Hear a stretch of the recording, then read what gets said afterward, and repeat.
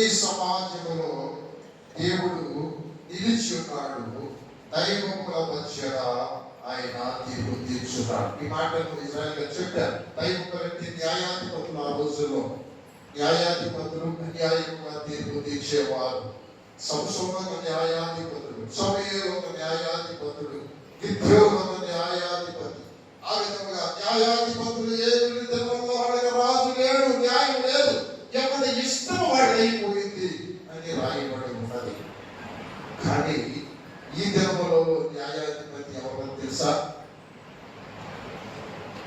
ఈ దినములలో న్యాయాధిపతి దేవుని బిడ్డలైన నువ్వు నేనే. దేవుడు తన కుమారుడిని లోకమును అప్పగించేసి ఎప్పుడైనా కుమారుడా ఆ కృష్ణుడిని తొక్కేసేసి వేగం పట్టేసేయి, ఏ తీగను తెచ్చాడో అలా కలిపి పరలోకానికి మార్గం వేసేయి. హల్లెలూయా. ఆ తీగను సరి బట్టి నిలబడ్డారు. ఆ తీగను సరిసేపు బట్టే మీరు ఇక్కడికి వచ్చి కూర్చున్నారు. ఎన్నో తీగలు తెగి అల్లాడుతున్నాయి. తీగలు తెగినటువంటి జీవితాలు పాతాళంలో తీర్పు కోసం కావలిలో ఉంచబడినాయి. దేవుని బిడ్డవైన నిన్ను నన్ను ఆయన బిడ్డలుగా చేసుకోవడానికి ఆయన కుమారుడిని పంపించాడు. ఏమండి మొదటి వచనంలో దేవుని సమాజములో దేవుడు ఉన్నాడు. హల్లెలూయా. దైవముల మధ్య ఆయన తీర్పు తీర్చుచున్నాడు. దేవుని తీసుకుంటారు. హల్లెలూయా. ఈ మాట దృష్టిలో పెట్టుకోండి. కొన్ని మాటలు నేను మీ ముందు పెట్టాలని ఆశపడుతున్నాను. కొంచెం మనసు పెట్టి వినండి. కొంచెం లోతుగా చెప్పాలనుకుంటున్నాను. ఒక 10 నిమిషాలు ఈ మాటలు క్యాచ్ చేయాలని ఆలోచిస్తున్నారు. దైవముల మధ్య ఆయన తీర్పు తీర్చున్నాడు. నేను న్యాయాధిపతుల గురించి చెప్పడం లేదు. ఈ దినంలో నూతన సంబంధంలో నిన్ను గురించి, నన్ను గురించి, మొత్తం భక్తుల సమయంలో నేను మాట్లాడాలని అనుకుంటున్నాను. ఆత్మీయముగా దైవములు ఎవరు? దైవములు ఎవరు? చూడండి 6వ వచనంలో మీరు దైవములని, మీరందరూ సర్వోన్నతుని కుమారులని నేనే సెలవించి ఉన్నాను. అయినను ఇతర మనుషులని చచ్చిపోతారు. దైవము చచ్చిపోడు. ఎవరు చచ్చిపోతారు? మీరు కుమారులు చచ్చిపోతున్నారు. మీరు దైవములే. నా రూపం ఇచ్చాను, నా ఆత్మలు ఇచ్చాను, నా పోలిక ఇచ్చాను, నా అధికారం ఇచ్చాను, నా మహిమని ఇచ్చాను. ఏదో ఈ లోకాన్ని చెప్పి నేను మీకు సమస్త ఏ దేవులను అప్పగించాను. కానీ వాడి దేవుని ఇచ్చాను ఏ దేవుని తోటలోనే. మీరు మరణాన్ని తెచ్చుకున్నారు. దైవ బిడ్డలు, నా ఆత్మ ఉన్నది, నా మహిమ ఉన్నది, నా రూపం ఉన్నది, నా పోలిక ఉన్నది, నా ప్రేమ ఉన్నది, అయినా మీరు చచ్చిపోతున్నారు. ఎందుకంటే తెచ్చేశాను. నాకు మీకు ఉన్న పట్టాన్ని తెచ్చేసాడు. వాడితో కలుపుకున్నాడు. కొంతమంది కానీ పాపంలో పడి చస్తున్నాం. మనం పాపాన్ని జయించలేకపోతున్నాం. మనం పాపం నుంచి బయటికి రాలేకపోతున్నాం. మనం అందుకే కుమారుడిని పంపించాడు ఆయన. హల్లెలూయా. 2వ కొరింథీయులకు రాసినటువంటి పత్రిక 5వ అధ్యాయం 21వ వచనం సహాయం చేయండి. చదవమై కాసేపు. 2వ కొరింథీయులకు రాసిన పత్రిక 5వ అధ్యాయం 21వ వచనం. ఎందుకనగా మనం ఆయన యందు దేవుని నీతి అగునట్లు, పాపం ఎరుగని ఆయనను మన కోసము పాపముగా చేసెను. హల్లెలూయా. హల్లెలూయా. హల్లెలూయా. 2 చేతులు ఎత్తి స్తోత్రాలు చెల్లించాలి. ఈ ఒక్క మాట చాలురా. వేయి పదవులు ఏడవడానికి కూర్చున్నా ఒక మాట చాలు. ఎందుకనగా మనం ఆయన యందు దేవుని నీతి అగునట్లు. అనండి, మనము ఆయన యందు దేవుని నీతి అగునట్లు. దేవుని నీతి ఏంటి? దేవుని నీతి అంటే ఏంటి? దేవుడు ఎంత నీతిమంతుడు? ఆయన పాపం ఉందా? ఆయన ద్వేషాలు ఉన్నాయా? ఆయన లోపం ఉందా? ఆయన శరీరాశలు ఉన్నాయా? ఉన్నాయా దేవుల్లో?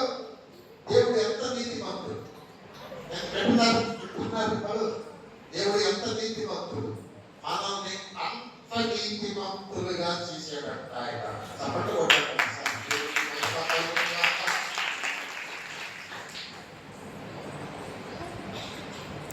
మనలను దేవుని నీతి అగునట్లు పాపము ఎరుగని ఆయనను మన కోసము ఆయన తండ్రి పాపముగా చేసెను. ఈ మాట నీకు అర్థమైతే నువ్వు దేవుని బిడ్డమైపోతావు. చచ్చిపోయిన తర్వాత దేవుడితో దేవుడిలాగా ఉంటావు నువ్వు కూడా. ఈ మాట నీకు అర్థమైతే ఈ పెంట లోకాన్ని ఆశించవు. పౌలు గారు అన్నాడు, ఇది పెంట అన్నాడు. ఆ ప్రభు కోసము నేను సమస్తము ఏమన్నాడు, పెంటతో సమానంగా ఎంచుకున్నాను అన్నాడు.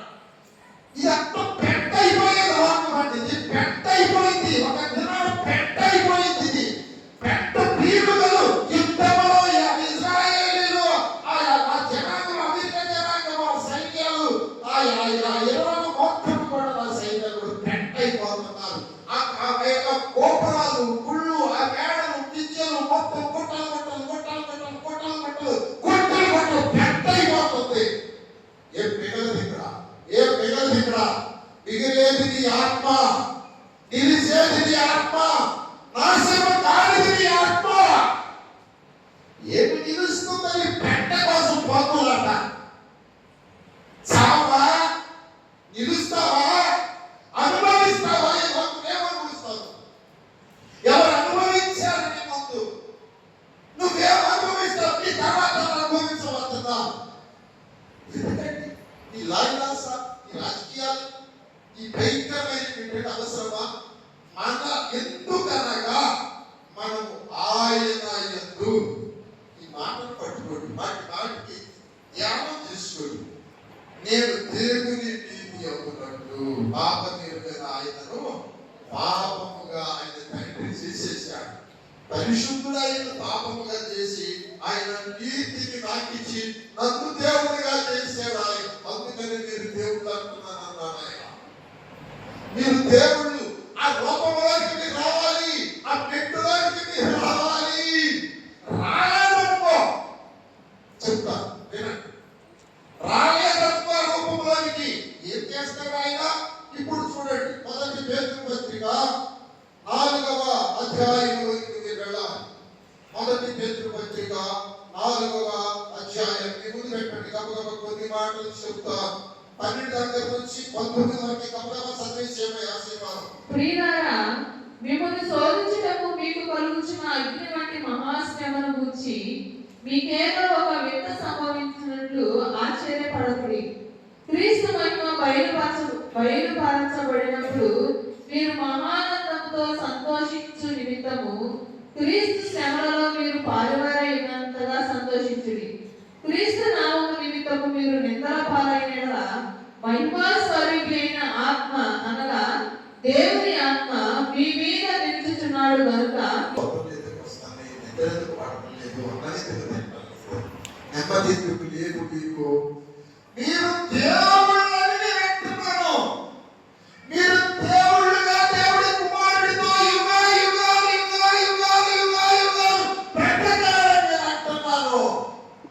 మీరు అలా బ్రతకల్లా నరహంతకులుగా, దొంగలుగా, వ్యభిచారులుగా, పనుల జోలికి పోయేవారిగా, పనులకు తీర్పు తీర్చేవారిగా, పనులను నష్టపరిచేవారిగా, బాధించేవారిగా మీరు ఉంటున్నారు కనుక మిమ్మల్ని ఏం చేయాలి? మీతో నేను యుగాలు బ్రతకాలనుకుంటున్నాను. మిమ్మల్ని నా కుమారుడు ఆత్మ ఉంచాను. మిమ్మల్ని నా కుమారుడు పక్షంగా నా కుమారుడు బ్రతకాలని నేను ఆశిస్తా ఉంటే వాటికి తీగ వాడు తెచ్చుకుంటే మీరు ఊరుకుంటున్నారు. నా సంబంధం, నా దైవత్వం, నా ఆత్మీయతను వాడు కోసేస్తా ఉంటే మీరు సపోర్ట్ చేస్తున్నారు. ఇంకా పోయి నరహంతకులుగా, ద్వేషించేవారిగా, దూషకులుగా, అపహసించేవారిగా, పరుల జోలికి వెళ్ళేవారిగా మీరు అయిపోతా ఉన్నారు. ఏం చేయాలి? ఏం చేస్తే మీరు నా రూపంలోకి వస్తారు? ఏ శ్రమలో పెడితే మీరు మారుతారు? ఓ హల్లెలూయా. శ్రమ శ్రమ శ్రమ ఎందుకో తెలుసా? నీ బ్రతుకు మారడానికి, నీ విధానం మారడానికి, నీ మాటలు మారడానికి. నీ శ్రమలు నువ్వు పరులతోనికి వెళ్ళినందుకు, నరహంతమైనందుకు, దొంగమైనందుకు, పాపిమైనందుకు, వ్యభిచారమైనందుకు వస్తుందయ్యా. దేవుడిని నమ్ముకొని నీతిగా బ్రతుకుతున్నందుకు వస్తున్నాయా? ఇది నువ్వు ఆలోచించుకోవాలి. చూడాలి, నా వైపు చూడాలి. నీకు ఎందుకు వస్తుంది శ్రమలు? నువ్వు తప్పు చేస్తే వస్తున్నాయా? నమ్మకంగా నీతిగా దేవుడి నీతిగా నీ పరిశుద్ధంగా దేవుని వలె యేసు క్రీస్తు వలె బ్రతుకుతుంటే వస్తున్నాయా? ఇప్పుడు చదువమ్మా, ఇప్పుడు చదువు 14 వచనం దగ్గర పెట్టుకో. క్రీస్తు నామ నిమిత్తము క్రీస్తు నామము నిమిత్తము మీరు ఎంత పాలైన స్వరూపైన ఆత్మ అనగా దేవుని ఆత్మ మీ మీద నిలుచుచున్నాడు కనుక మీరు ధన్యులు. చెప్పండి, రెండు చేతులు ఎత్తి చెప్పండి. మీకు వచ్చే శ్రమలు క్రీస్తు బట్టే వస్తున్నాయా? ప్రార్థన చేసుకుంటే వస్తున్నాయా? నీతిగా బ్రతుకుంటే వస్తున్నాయా? దేవుని ఆత్మ మీ మీద నిలుస్తా ఉన్నది. మహిమ స్వరూపమైన ఆత్మ మీ మీద నిలుస్తా ఉన్నది. మీరు దేవుని బిడ్డలే, ఆనందించండి. మీ మీదకి శ్రమలు మీ పాపం వల్ల వస్తున్నాయా? దేవుని రూపాన్ని కోల్పోవడం వస్తున్నాయా? దేవుని వాక్యాన్ని అతిక్రమించడం వల్ల వస్తున్నాయా? పనుల జోలికి అన్యాయంగా నడపడం వల్ల వస్తున్నాయా? పనుల సొమ్మును ఆశించడం వల్ల వస్తున్నాయా? అయితే నేను కొడతాను. పిల్లోడు వచ్చాడు, కూసోరా అన్నాడు. వాడు కూసోరా, పైగా కూర్చున్నానా? కూసోరా, కూసమ్మా, కూసో తల్లి, నిన్నే ఏవా కూసో తల్లి. అయ్యో కూసోమంటే నేను వచ్చాడు. ఈ పగులు కాబట్టి ఇన్ని రకాల పత్రికలు కట్టించాను. ఇప్పుడు ఏం చేస్తాను? కర్ర తీసుకుని వస్తాను. దేవుడు మొట్టమొదటి నెమ్మదిగా చెప్తాడు, మార్చుకో, బ్రతుకు మార్చుకో. విధవా కల్పిస్తాడు, అనేక మందిని పంపిస్తాడు. ఒక మాట మీ ముందు పెడతాను, కొంచెం జాగ్రత్తగా వినాలని మనం చేస్తూ ఉన్నారు. 1వ దినవృత్తాంతాల గ్రంథం 36వ అధ్యాయం 14 దగ్గర నుంచి చూడమ్మా. ఇశ్రాయేలును ఎందుకు బబులోను పంపించాడు? ఇశ్రాయేలును ఎందుకు ఐగుప్తు పంపించాడు? అబ్రహాము సంతానం కదా, ఆయన బిడ్డలే కదా. 40 సంవత్సరాలు రేత్రి అగ్ని స్తంభంలో, పగలు మేఘ స్తంభంలో నడిపించాడు కదా. వాళ్ళని ఎందుకండి బబులోను రాజు అప్పగించాడు? చెప్పమ్మా. 2వ దినవృత్తాంతాల గ్రంథం 36వ అధ్యాయం 14 వచ్చిన దగ్గర నుండి దయచేసి చూడండి. ఎందుకు శ్రమ మీకు? ఎందుకు ఈ విధంగా కష్టపడుతున్నావు? ఎందుకు ఈ విధంగా కష్టపడుతున్నావు? ఎందుకు ఈ విధంగా శ్వాస వస్తుంది? ఎందుకు ఈ ఆడవారి దేవుడు బిడ్డవైనవు? యాజకులలోను జనులలోను అధిపతులకు వారు అన్యజనులు పూజించి హేయమైన విగ్రహములను పెట్టుకొని బహుగా ద్రోహులై యెహోవా యెరూషలేములో పరిశుద్ధపరిచిన మందిరమును అపవిత్రపరిచిరి. ఏం చేశారండి? దేవుని మందిరంలో దేవుడు ఉన్నాడు. బుద్ధిలేని ఏం మాట్లాడుతున్నావు? ఏం ఆలోచిస్తున్నావు? ఎలా చెప్తున్నావు నువ్వు? దేవుడు పరిశుద్ధపరిచిన దేవుని మందిరంలో దైవముగా సిద్ధపరిచేటువంటి ఈ బ్రహ్మాండమైనటువంటి కాలేజీలో, ఈ యూనివర్సిటీలో బిడ్డలుగా దైవముగా సిద్ధపరిచే ఈ మందిరంలో దేవుడు ఉన్నాడే. నీ మాటలు ఉన్నాయి, నీ ప్రవర్తనలు ఉన్నాయి, నీ ఆలోచనలు ఉన్నాయి. చదువు. వారి పితరుల దేవుడైన యెహోవా తన జనుల యందు తన నివాస స్థలమందును కటాక్షము గలవాడై వారి యొద్దకు తన దూతల ద్వారా వర్తమానం పంపుచూ వచ్చెను. ఆయన పెద్దల పడ లేచి పంపుచూ వచ్చినను.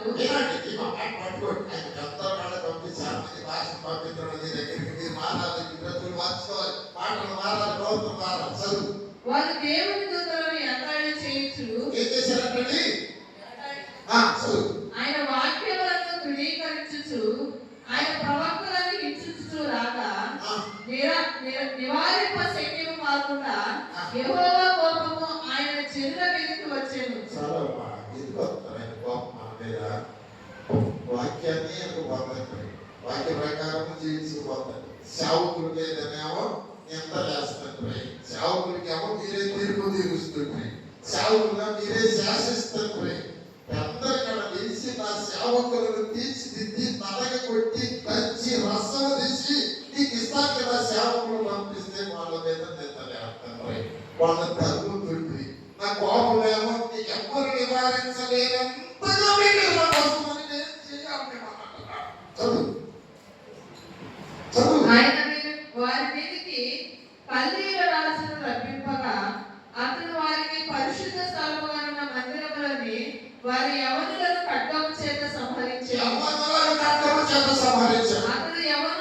యవనుల ఎంతైనను యువతుల ఎంతైనను ముసలి వారి ఎంతైనను ముసలి వారంతా నెరసిన వెంట్రుకలు గల వారి ఎంతైనను కనికరింపలేదు. కనికరం లేదు. దేవుడు వారందరినీ అతని చేతికి అప్పగించెను. ఆ, మరియు బబులోను రాజు పెద్దవేమి చిన్నవేమి దేవుని మందిరపు గొప్ప కణములన్నిటినీ యెహోవా మందిరపు నిధులలోదేమి రాజు నిధులలోదేమి అధిపతుల నిధులలోదేమి దొరికిన ద్రవ్యమంతయు బబులోనుకు తీసుకొని పోయెను. చాలు చాలు చాలు చాలు. ఏమీ ఉండదండి ఇక్కడ. ఈ మందిరం కూడా ఉండదండి ఇక్కడ. ఈ ఆత్మే చచ్చిన బ్రతికిన ఈ ఆత్మ ఉంటుందండి. అది దేవుడిది. ఇదంతా మట్టిదే. బుద్ధినేది బట్టే, ఈ శరీరం బట్టే, మట్టి తిని మట్టిలో బ్రతికి మట్టిలో చస్తావు. ఆత్మను గురించి ఆలోచించండి. మీరు దేవుడు. ఏంటి మీలో దేవుడు? ఆయన ఆత్మ. ఆయన దేవుడు, ఆయన ఆత్మ దేవుడు. కానీ ఆ ఆత్మను బంధించి వాడు తీసుకొని వెళ్ళిపోతున్నాడు. నీకు అర్థమవుతుందా? నీకు అర్థమవుతుంది? గ్రహిస్తున్నావా? ఎవరు నేను నడిపిస్తున్నారు? ఎవరు నీ చేత మాట్లాడిస్తున్నారు? ఎవరు నీ చేత తప్పులు చేపిస్తున్నారు? నీకు అర్థమవుతుందా? హల్లెలూయా, హల్లెలూయా. కనుక ప్రియులారా, శ్రమల వెంట తీర్పు, ఈ రెండు ఓవర్ లాగే వస్తా ఉంటాయి ఒక మనిషిలో. ఓవర్ లాక్ అంటే తెలుసు కదా, కృష్ణ కొట్టేటువంటి తల్లులకు తెలుసు. ఓవర్ లాక్ అంటే అటు అవి పీసులుగా బయటికి రానివు లాక్ చేస్తా ఉంటాయి. ఇటు శ్రమ, ఇటు తీర్పు, ఇటు శ్రమ, ఇటు తీర్పు. ఒక వ్యక్తి జీవితంలో ఓవర్ లాక్ అవుతా ఉంటాయి. శ్రమలో గద్దిస్తాడు, బతిలాడతాడు, వాక్యం చెబుతాడు, తర్వాత తీర్పు పంపిస్తాడు. అనేక మంది కాలంలో తీర్పులో ఉన్నారు. మీకు తెలుసా? సేవకుడిగా గద్దిస్తున్నాను నేను. శ్రమలు తీర్పు, శ్రమలు తీర్పు, శ్రమలు తీర్పు. ఈ బ్రతుకులో ఇవి ఓవర్లాక్ అవుతా ఉంటే గమనించు. శ్రమలలో పడ్డావా? ఆత్మలో భద్రత, మహిమలో భద్రత, దీవెనలో భద్రత. శ్రమలు ఎందుకు? ఈ బ్రతుకు మారట. శ్రమలు ఎందుకు? ఆయన కోపంలోనికి రావడానికి. శ్రమలు ఎందుకు? ఆయన ఇష్టాన్ని నెరవేర్చడానికి. ఈ శ్రమలలో ఇంకా ఆయన పాపం తెప్పించబట్టే ఉంది తీర్పులోని. ఆఖరిగా ఒక మాట చెప్పి నేను ముగిస్తాను. ఆదికాండం 4 కయ్యూను దగ్గరికి రండి.